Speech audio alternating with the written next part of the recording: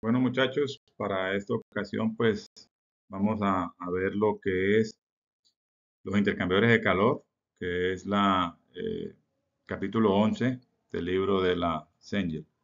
Para este caso, pues vamos a tomar dos configuraciones que se tienen en los intercambiadores de calor en los distintos casos. Vamos a ver por lo menos cuando el fluido frío y el fluido caliente entran por un mismo lado del intercambiador y salen por el lado posterior. Esa es una configuración paralela. O cuando los fluidos entran por lados contrarios. Un fluido entra por un lado del intercambiador, el fluido caliente en este caso, y el fluido frío por el lado posterior. Entonces, en este caso, la configuración sería contraflujo. Vemos por lo menos aquí en las gráficas cómo es el comportamiento de las temperaturas con respecto a la distancia que recorren los fluidos. Vemos cómo el fluido caliente entra con una temperatura alta y cuando sale, su temperatura disminuye. Lo mismo ocurre con el fluido frío. Entran por el mismo lado en la configuración paralela, entran con una temperatura baja y cuando sale, pues sale con una temperatura un poco mayor porque recibió el calor del fluido caliente. En la configuración contraflujo vemos que aquí está la entrada del fluido caliente, ¿sí? Perdón, la entrada del fluido caliente y cómo disminuye a medida que se dirige al lado contrario.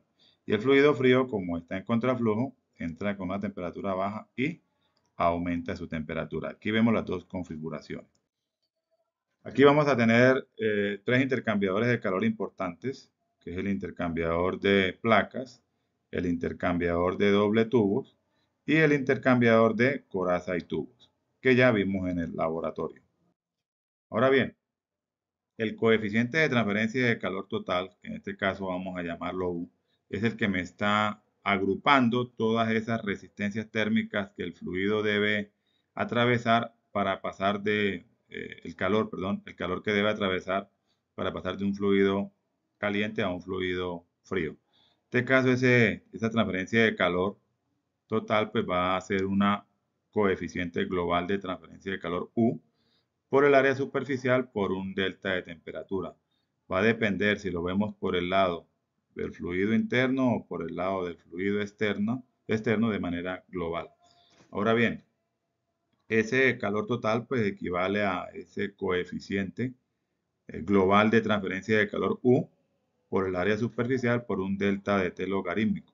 Aquí ya van a influir cuatro temperaturas: la temperatura hot de entrada, la temperatura hot de salida, la temperatura cool de entrada y la temperatura cool de salida.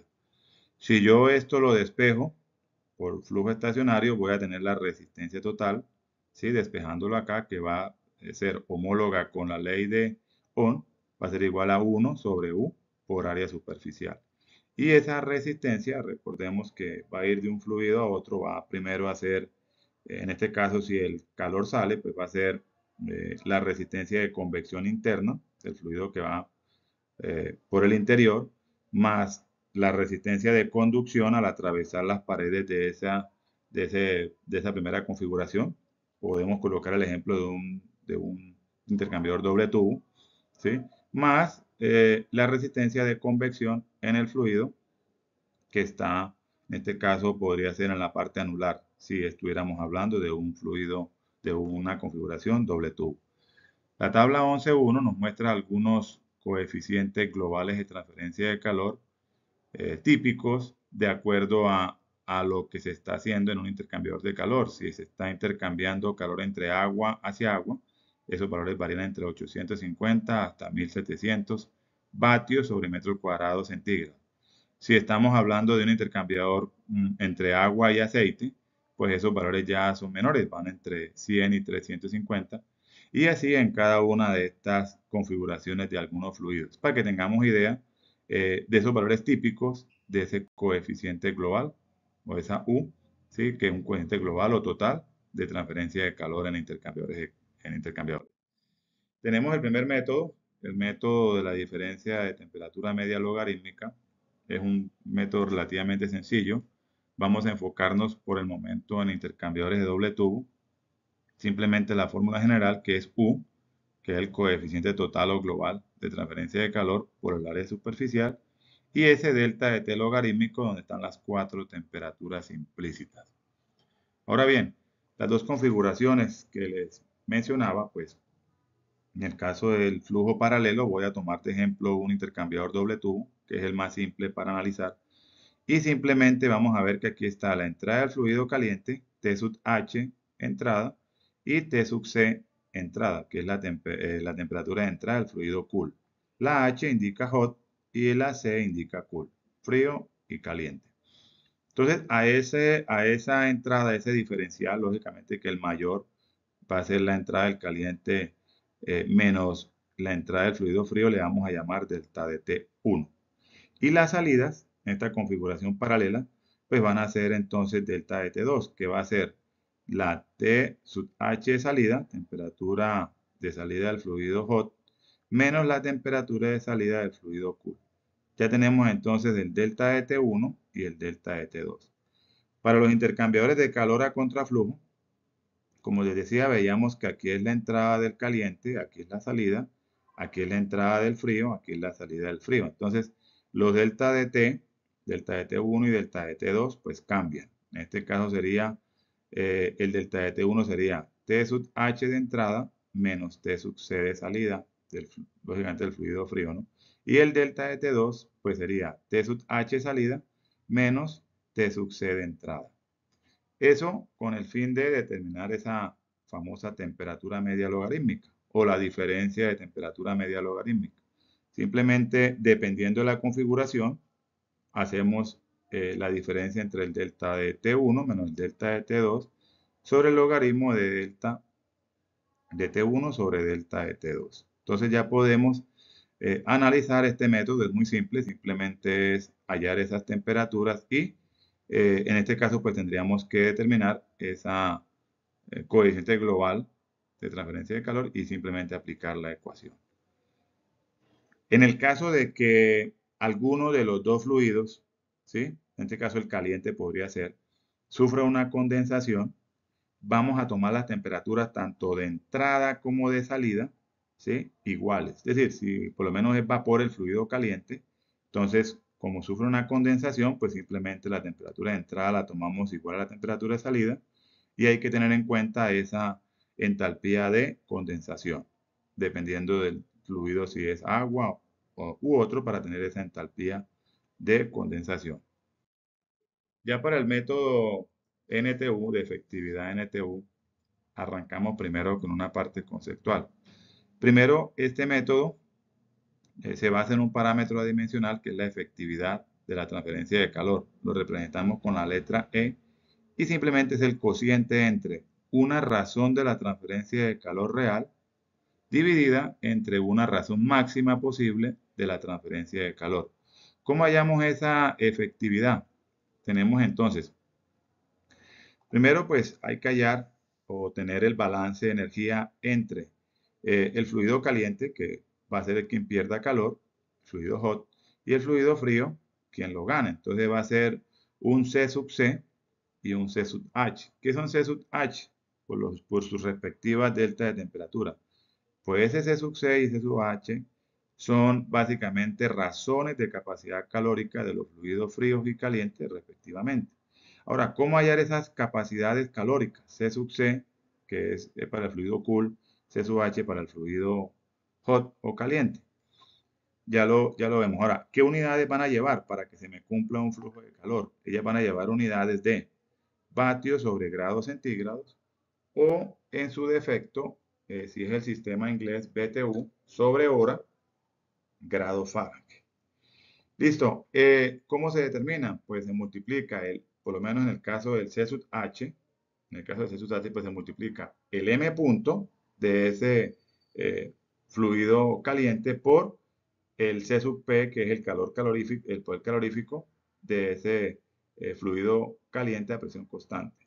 Y C sub C se hace también lo mismo, el M punto del fluido frío, cool, por el calor específico a presión constante de ese fluido frío. Entonces, teniendo esos dos, que es lo primero que se debe hacer, pues yo debo seleccionar cuál de los dos me dio menor, ¿sí?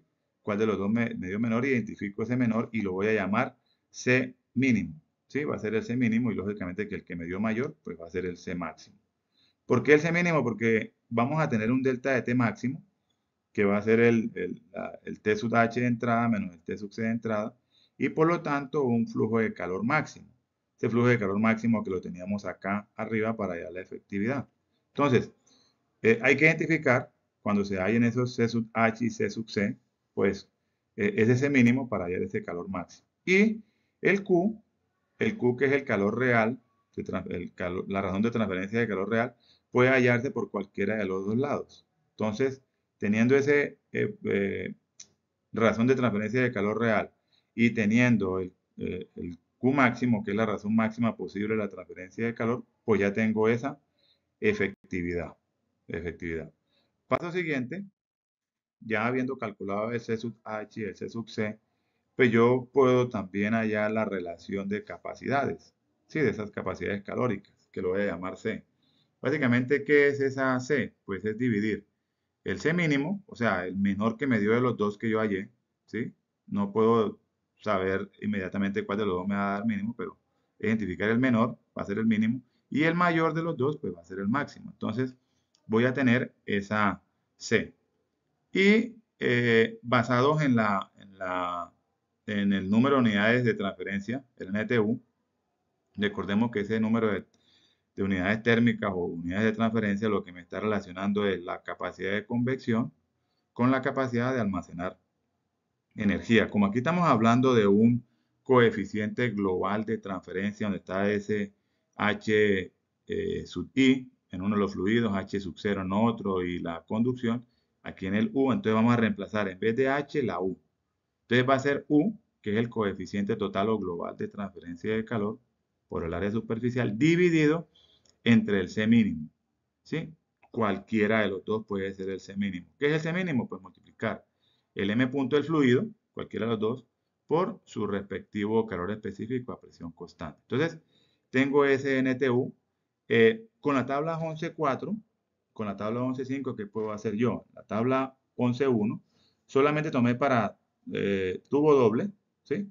Tubo doble, en este caso, pues van a haber dos configuraciones, o flujo paralelo o contraflujo, para hallar esa efectividad en función de ese NTU, si en llegado caso no tuviera yo alguno de los calores, ni el calor real ni el calor máximo.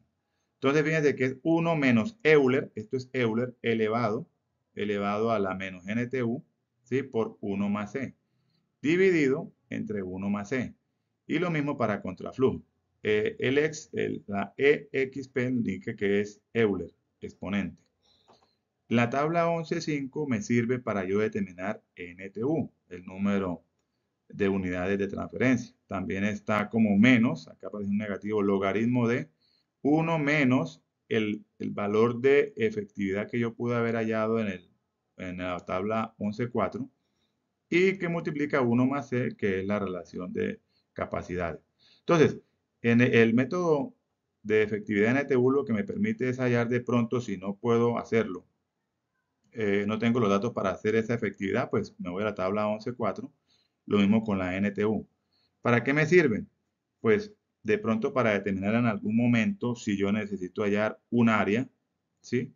Una longitud de alguno de los dos lados del intercambiador, bien sea el fluido caliente o el fluido frío, o alguna resistencia que me pida el ejercicio. La resistencia equivalente o total que se maneja al pasar el calor de un fluido caliente al fluido frío.